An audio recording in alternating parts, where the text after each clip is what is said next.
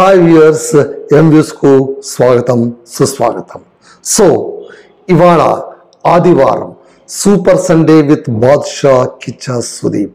So Kannada big బాస్లోన ఇవాళ ఏం జరిగింది, సండే ఫండే టాస్క్లు ఏమేమి నిర్వహించారు, ఎవరెవరు నామినేట్ అయ్యారు, ఎవరిని బయటికి తీసుకెళ్లారు, ఇవన్నీ విషయాలు మనం మాట్లాడుకుందాం.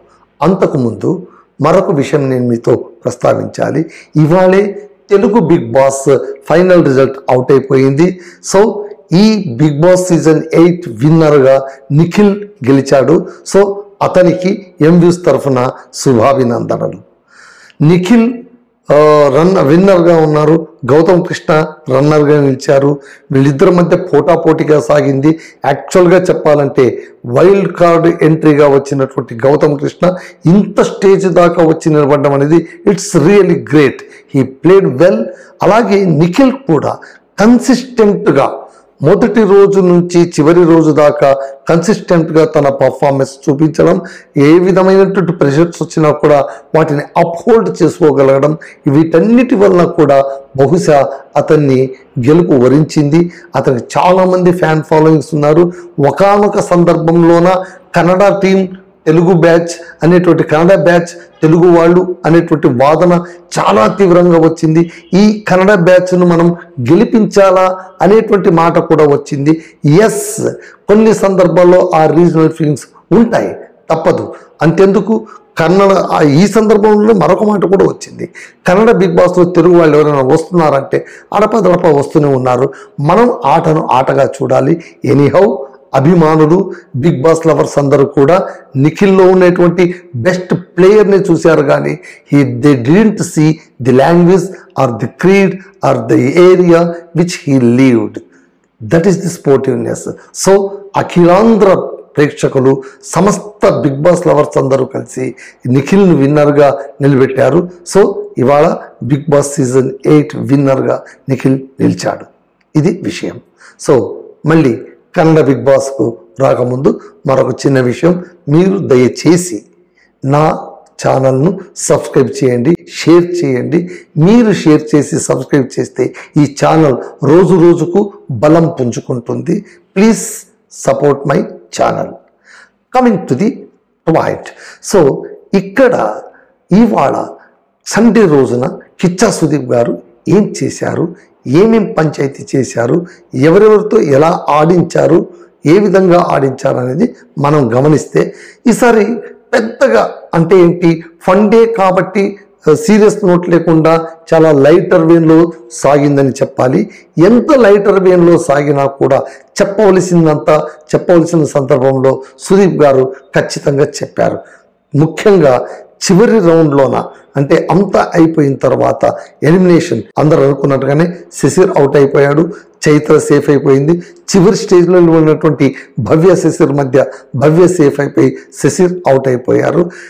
గోల్డ్ సురేష్ కుటుంబ కారణాల వల్ల ఆయన ఎలిమినేట్ అవడం అయితే పక్కా, ఆయనగానే బయటికి వెళ్ళిపోయే పరిస్థితి వచ్చింది. అది రేపు చూపిస్తారు, బహుశా ఇవాళ రేపటి భాగం అని ఆ క్లిప్ చూపించారు. ఆయన కూడా బయటికి వెళ్ళడం పక్కా. సో ఈ వారం మనకు ఇద్దరు బయటికి వెళ్ళిపోయారు. కిచ్చా సుదీప్ గారు చివరి నిమిషంలోన చాలా అద్భుతమైన మాటలు ఒక్కొక్కరికి చెప్పారు. మొదట గౌతమ్కి ఒక మాట చెప్పారు, ఇప్పుడు మీరు కొత్త దారి ఎంచుకున్నారు, కొత్త దారి మంచిది అనుకుంటే ఆ దారిలో వెళ్ళండి, లేదు అనుకుంటే పాత దారిలోనే ప్రయాణం చేయండి. అలాగే మంజుకి ఏం చెప్పారు, నీవు ఇక చూడవలసింది ఒక మలుపు వచ్చింది, ఒక టర్న్ తీసుకుని ముందుకు వెళ్ళిపో, ముందు గోడ ఉంది, డెడ్ ఎండ్కి వచ్చేసావు, టేక్ ఎ టర్న్, అక్కడ ముందు రోడ్డు ఉంది, పక్కన ఏమీ లేదు, కాబట్టి టేక్ ఎ టర్న్ అని చెప్పాడు. That is the great thing. అలాగే భవ్యకు కూడా చెప్పాడు, ఏమని, నువ్వు బాగా ఆడగలవు, నీలో సత్తా ఉంది, నీవు ముందుకెళ్ళగలవు, కానీ చాలా సమయాల్లో ఇలాంటి సందర్భాల్లో నువ్వు కనిపిస్తున్నావు, అది నీకు మంచిది కాదు. కాబట్టి బీ బ్రేవ్, బాగా ఆడు, వారం వరకు నీకు టైం దొరికింది. ఇప్పుడు చూడు, చివరి నిమిషంలో ఎలిమినేషన్ రౌండ్లోన ఇంకా బయటికి వెళ్ళిపోవడానికి ఒక అడుగు ముందున్న సందర్భంలో నిన్ను నువ్వు ఆలోచించుకునే పరిస్థితి నువ్వు తెచ్చుకున్నావు. కానీ ఒక వారం అంతా నీకు టైం ఉంటుంది. ఈ వారం అంతా ఆలోచించు, నేనేం తప్పు చేశాను, నేను ఎలా ఉండాలని. ఖచ్చితంగా నువ్వు సేఫ్ అయిపోయే అవకాశాలు ఉంటాయి. బాగా ఆడు అని భవ్య కూడా చెప్తాడు. మిగిలిన వాళ్ళకందరికీ కూడా, హౌస్ మేట్స్కి అందరికీ కూడా నేను చెప్పింది మీరు వినండి, ఆలోచించండి, నిర్ణయాలు తీసుకోండి, వీలైతే మారండి, ఒక అడుగు ముందుకేయండి. ముందుకు వేయకపోయినా పర్వాలేదు, ఉన్న చోటైనా ఉండండి, వెనక్కు మాత్రం వెళ్ళొద్దండి అని ఒక మంచి నోట్తో నా ఎపిసోడ్ ఎండ్ చేసి శశిర్ని స్టేజ్ పైకి పిలిచేశారు. సో ఇవాళ మనకు శశిర్ అవుట్ అయిపోయారు. శశిర్ అవుట్ అయిపోయిన తర్వాత, ఎలిమినేట్ అయిపోయిన తర్వాత స్టేజ్ పైకి పిలిచి అంతకుముందు కూడా శశిర్ని ఒక మాట అడుగుతారు. ఇప్పుడు నువ్వు బయటకు వచ్చేస్తున్నావు, నీకేమనిపిస్తుంది అంటే, చాలా అద్భుతమైన మాట శశిర్ కూడా అన్నాడు. నేను ఎన్నో పోగొట్టుకుని హౌస్లోకి వచ్చాను, ఇక్కడ వెళ్ళే ముందు కూడా చాలా పోగొట్టుకుంటున్నాను. ఇవి రెండు పోగొట్టుకోవడం వల్ల I may be a big loser అని ఎలిమినేషన్ ముందుకు ఆయన ఆ మాట అంటాడు. అన్న ప్రకారమే ఆయన ఎలిమినేట్ అయిపోయారు. సో ఎక్కడో శశిర్ సాఫ్ట్నెస్ ఆయన్ని కాపాడలేకపోయిందేమో అని మనం అనుకోవాలి. స్టేజ్ మీద వచ్చాక కిచ్చా సుదీప్ గారితో అతను అదే మాట అంటాడు. ఏమని, నాకు ఎవరికీ తెలియనటువంటి కొన్ని హెల్త్ ఇష్యూస్ నాలో ఉండడం వల్ల నా performance not up to the mark. లేదు అంటే శశిర్ చాలా కాలం ఇంట్లో ఉండవలసినటువంటి క్యాండిడేట్. ఎందుకంటే ఆయనకు మెంటల్ స్ట్రెంగ్త్ అద్భుతంగా ఉంది, చాలా బాగా మెంటల్ స్ట్రెంగ్త్ ఉంది, బాగా ఆడగలడు, అందరితో చాలా కలుపుకోలుగా ఉండగలడు. ఆయన ఎంత మృదు స్వభావి, స్నేహ స్వభావం అంటే ఒకే ఒక మాట చెప్తాను చూడండి. మంజు అంటే సుదీప్ గారు మనకు ఎన్నో టాస్కులు పెట్టారు. ఎన్నో టాస్కులు పెట్టిన తర్వాత టేక్అవుట్ అంటే గెట్అవుట్ అంటే ఏంటి, మనసులో ఉన్నటువంటి ఆవేశాన్ని అంతా కూడా బయటికి కక్కేటువంటి ఒక ప్రక్రియ పెట్టినప్పుడు ఒక బిన్ పైన ఒక ఇది ఉంటుంది, దానిపై సిలిండ్రికల్ ఉంటుంది, దానిపైన ఎవరి బొమ్మను అతికించి ఇష్టం లేని వాళ్ళది కారణాలు చెప్తూ వాళ్ళకు పంచ్ ఇవ్వాలి అనేటువంటి దాంట్లోన మంజు సెకండ్ రౌండ్లో ఛాన్స్ తీసుకొని మరి శశిర్ పైన చాలా రకాలుగా అంటే వీడు ఇలా చేశాడని విపరీతమైన పంచులు ఇచ్చినా కూడా తాను వెళ్ళిపోయే ముందు ఒక అద్భుతమైన మాట అంటాడు శశిర్. అన్న మంజన్న, నువ్వు నా పంచు కొట్టి నువ్వు ఏం చెప్పినా సరే నీ స్థానం మాత్రం నా గుండెలోనే ఉంటుంది, నువ్వు నాకు అన్నవు, బయటకు వచ్చాక కూడా నిన్ను అదే పేరుతో నేను పిలుస్తాను అని చెప్పి నిష్క్రమించాడు. మంజు కూడా ఆలోచించాలి. మంచే కాదు, చాలామంది మనం ఆలోచించాల్సింది ఏంటంటే, ఒకరిపైన మనం ఆవేశం వ్యక్తం చేసే ముందు, ఒకరి పట్ల మనం ద్వేషం చూపించే ముందు ఒక్క క్షణం మనం ఆలోచించాలి. నిజంగా దానికి ఎదుటి వ్యక్తికి అర్హత ఉందా, ఆ ద్వేషం ఆయనకు మనం చూపాల్సిన అవసరం ఉందా అని ఆలోచించగలిగితే అంతగా మనం ద్వేషించాల్సిన అవసరం ఉండదు. అది కూడా గేమ్లో ప్లాన్ అనుకుంటే మనం చేయగలిగింది ఏం లేదు. ఎందుకంటే బిగ్ బాస్ హౌస్లో ఉండాలంటే చాలా గేమ్ ప్లాన్ అవసరం. ఎవరిని ప్రేమించాల్సిన అవసరం లేదు, అందరినీ ద్వేషిస్తున్నట్టు నటించాలి, ద్వేషించాలి, ఇవి రెండే చేయాల్సి ఉంటుంది అని చాలా సందర్భంలో అక్కడ ఉండే వాళ్ళు అనుకునే విధంగా పరిస్థితులు మనకు కనిపిస్తూ ఉంటాయి. ఇది ఇట్లా. ఇక ఇన్ డీటెయిల్స్కి వెళ్ళినప్పుడు ఎపిసోడ్ స్టార్టింగ్ అంతా కూడా చాలా ఫన్నీగా నడిచింది. ఆ టాస్క్ ఈ టాస్క్ అన్నీ ఆడించారు. ఆ తర్వాత ఒకరిని ఒకరు ఇమిటేట్ చేయించడం అది చేశారు. ఆ ఇమిటేషన్లో ఉన్న ధనరాజ్ గౌతమ్ని ఇమిటేట్ చేయడం, మోక్షిత మంజుని ఇమిటేట్ చేయడం, రజిత్ చైత్రని ఇమిటేట్ చేయడం, త్రివిక్రమ్ భవ్యని ఇమిటేట్ చేయడం, ఇవన్నీ కూడా చాలా ఫన్నీగా ఉండి, ఫన్నీగా ఉండడమే కాదు, వాళ్ళను అంటే మనను ఎదుటి వ్యక్తులు ఎంతగా అబ్జర్వ్ చేస్తున్నారు, మనలో ఉండేటువంటి మైనస్ పాయింట్లు కావచ్చు, మనలో ఉండేటువంటి సమ్ వీక్నెస్ కావచ్చు, ఎంత ఈజీగా పసిగట్టగలుగుతున్నారు అనేది ఈ టాస్క్ ద్వారా అందరూ తెలుసుకోవాల్సినటువంటి అంశం. సో ఇలా ఫన్నీగా గడిచినా కూడా చాలా బాగా వాళ్ళ వీక్నెస్ అన్ని కూడా బయటకు తీసుకెళ్ళగలిగారు.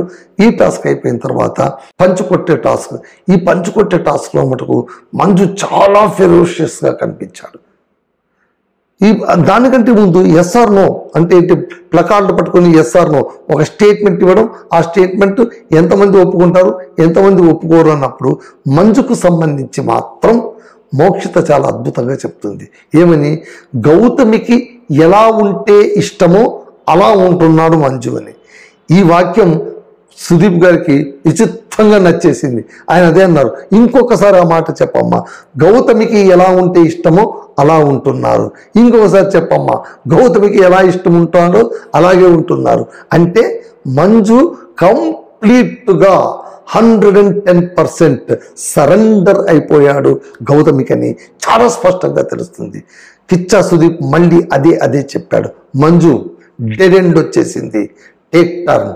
ఆ డెడ్ ఎండ్ ఎవరు తెలుస్తున్నా? గౌతమి అనే ఒక డెడ్ ఎండ్ వచ్చింది. నీ మైండ్లో ఒక బ్లాక్ వచ్చేసింది.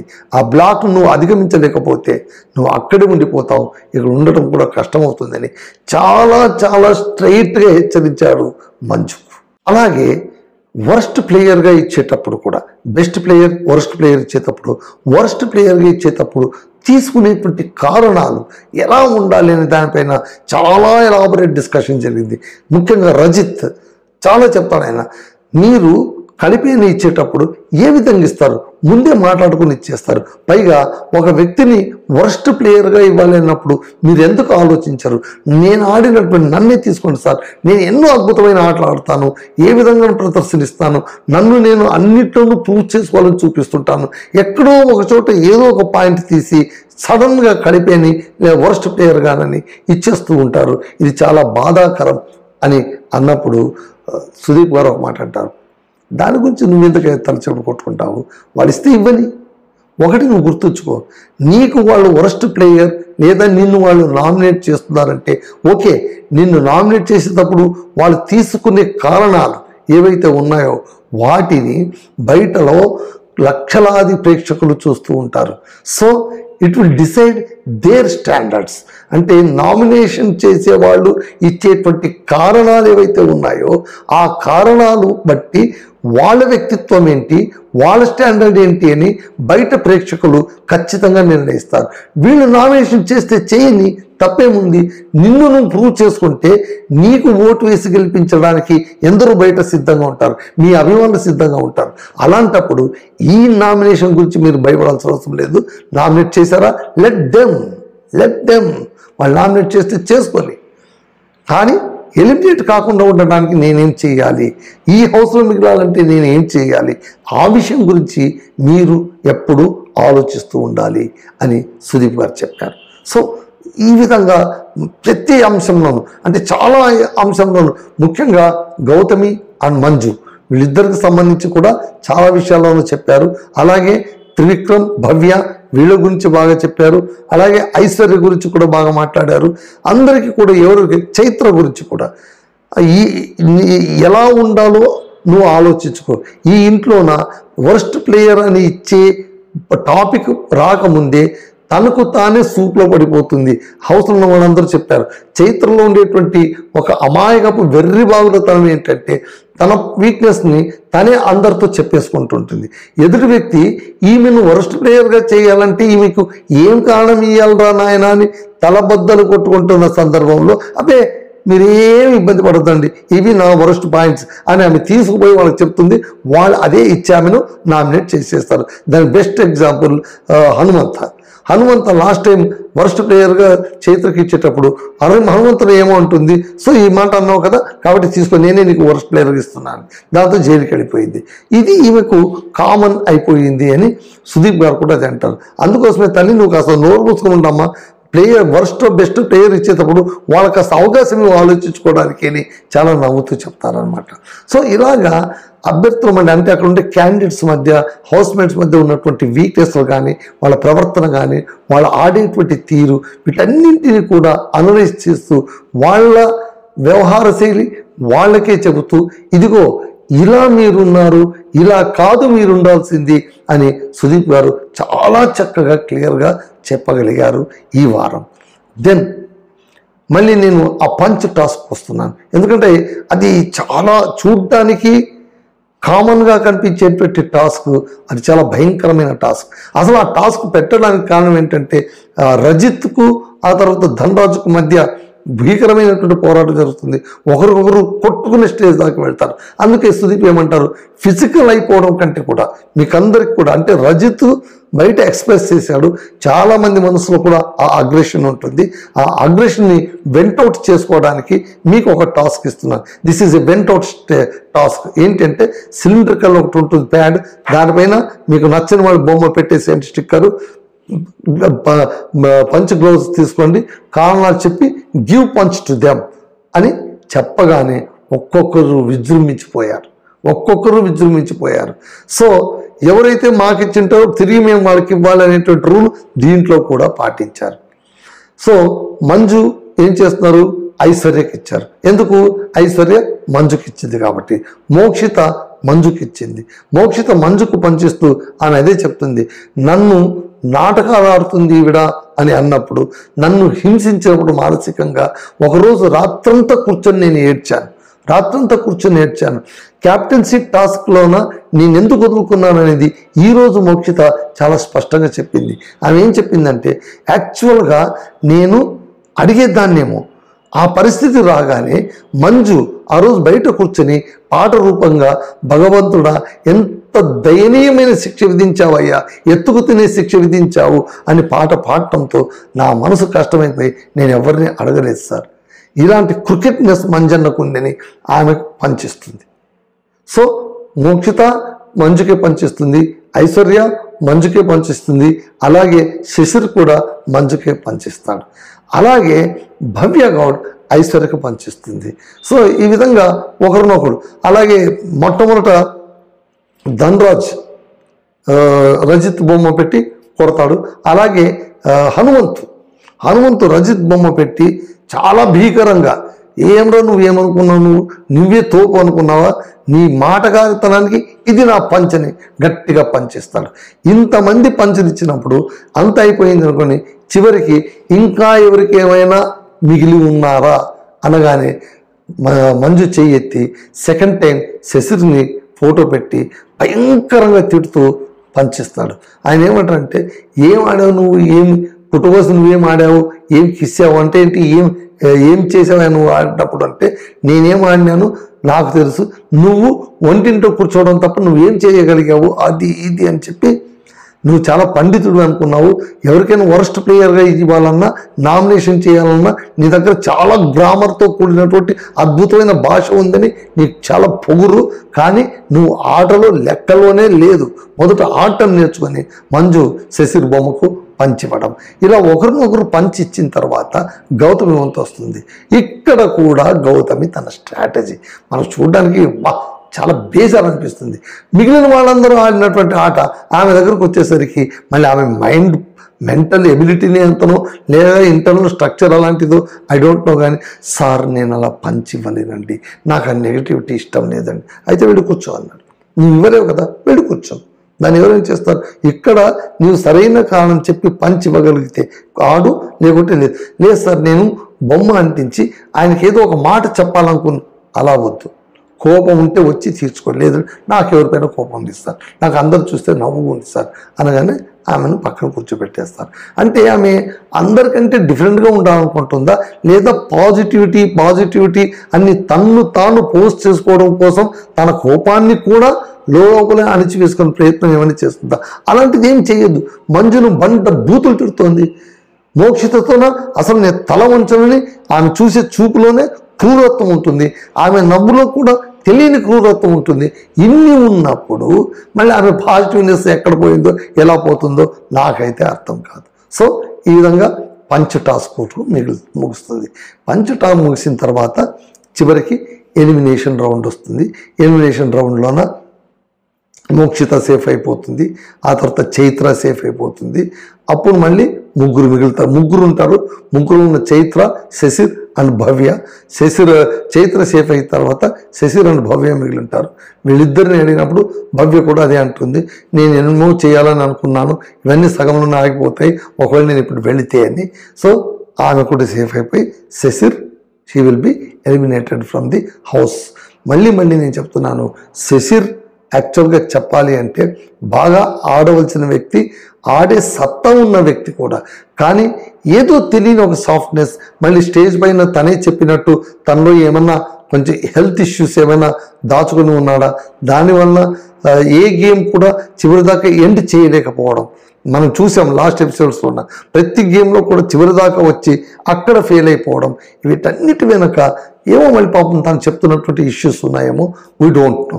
సో ఇక్కడ మళ్ళీ ఐశ్వర్య సేఫ్ అయిపోయింది, భవ్య సేఫ్ అయిపోయింది. భవ్య చూడండి, తను యాక్చువల్గా చెప్పాలంటే ఆడుతుంది ఈ మధ్యకాలంలో. ఈ మధ్యకాలంలో తను ఆడుతోంది, గేమ్లోనూ ఉంది, స్ట్రాటజీలోనూ ఉంది, హౌస్లో కొంచెం కనిపిస్తుంది. ఓకే, త్రివిక్రమ్ దగ్గర ఎక్కువ టైం గడిపేస్తోంది, అవన్నీ మళ్ళీ మనకు తెలిసినవే. కానీ అగైన్ భవ్య ఎందుకు ఎవ్రీ వీక్ వచ్చి ఎలిమినేషన్ రౌండ్లో నిలబడుతోంది? ఈ స్టేజ్ నుంచి ఆమె మళ్ళీ వెనక్కి వెళ్ళి అసలు నామినేషన్లో ఉండి చివరి దశ రాకుండా ఉండాలి కన్నా, నామినేషన్లోనే ఉండకుండా ఉండడం అంటే అది సాధ్యమయ్యే పని కాదు. కనీసం చివరి దశకు రాకుండా, ఎలిమినేషన్లోనే లాస్ట్ ఓటింగ్ కాకుండా కాస్త పైన ఉండేలాగా తను ఏమైనా ప్రయత్నం చేయగలదా? That she should think. So ఇదండి ఇవాళ సండే ఫండే టాస్క్. సుధీర్ గారు ఆట ఆడించారు, అవన్నీ నోట్లో నీళ్ళు పెట్టుకొని పాట ఏం పాడతారో వినడం, ఆ తర్వాత కామెడీ వేయడం, ఒకరిపైన ఒకరు జోకులు వేయడం, ఓకే, ఇవన్నీ కామన్గా నడిపించేది. మనకు కోర్ ఆఫ్ ది ఎపిసోడ్ ఏంటి అంటే, this is the core of the episode. అంటే ఒకరిపైన ఒకరు ద్వేషాలు, రాగద్వేషాలు ఎలా వ్యక్తమయ్యాయి, ఆ తర్వాత ఎంతమంది రెడ్ హ్యాండెడ్గా సుదీప్ గారికి తమ మాటల ద్వారా దొరికిపోయారు, ఇవన్నీ కూడా ఫండే టాస్క్లో మనం చూసాము. సో రేపు మరొకరు వెళ్ళిపోయేది ఆల్రెడీ చూపించేశారు. ఇక్కడ దురదృష్టం చూడండి, ఆడక ఈ వారం బాగా ఆడాడు సురేష్. నిజం చెప్పాలంటే వెరీ అన్లక్కీ పాపం అయింది. బాగా ఆడాడు, బాగా ఆడిన తర్వాత అత్యుత్తమ అవార్డు తీసుకున్నాడు, ఉత్తమ ప్లేయర్ అవార్డు తీసుకున్నాడు. ఈ హౌస్ క్యాప్టెన్, ఈ వారం రోజులు తను క్యాప్టెన్గా ఉండాలి. ఎందరో కలగనేటువంటి క్యాప్టెన్సీ ఆయనకి ఈ వారం దక్కింది. కానీ ఇంతలోనే దురదృష్టం బహుశా వెక్కిరించింది. ఏదో చాలా గంభీరమైనటువంటి కుటుంబ సమస్య ఉంది, ఇది బిగ్ హౌస్లో ఉండడం కంటే కూడా అది చాలా ప్రాధాన్యం, కాబట్టి మీరు వెంటనే రండి అని బిగ్ బాస్ వాయిస్ వినిపించడం, ఈయన బట్టలన్నీ సర్దుకోవడం, అందరూ పాపం బాధతో ఆయన బయటికి పంపించి ఏర్పాటు చేయడం, ఇవన్నీ మనకు రేపటి కోసమని ఈరోజు ప్రోమోలో చూపించేశారు. సో రేపు సురేష్ కూడా వెళ్ళిపోతారు. సురేష్ వెళ్ళిపోతే రేపు క్యాప్టెన్ ఎవరు ఉంటారు? ఈ వారం మొత్తం కూడా క్యాప్టెన్ లేని హౌస్గా ఉంటుందా, లేదా ఎవరైనా క్యాప్టెన్ అవుతారా ఏదో చూడాలి. ఇది అండి ఇవాళ సండే ఎపిసోడ్. మళ్ళీ రేపటి నుంచి రెగ్యులర్గా మళ్ళీ వాళ్ళ ఆటలేంటి, వాళ్ళ పాటలేంటి, వాళ్ళ మాటలేంటి, వీటన్నిటిని మనం ఎప్పటికప్పుడు మీతో ముచ్చటించుకుందాం. This real review of Sunday episode. ఇది Ramadurgam Madhusudan Rao review, signing off.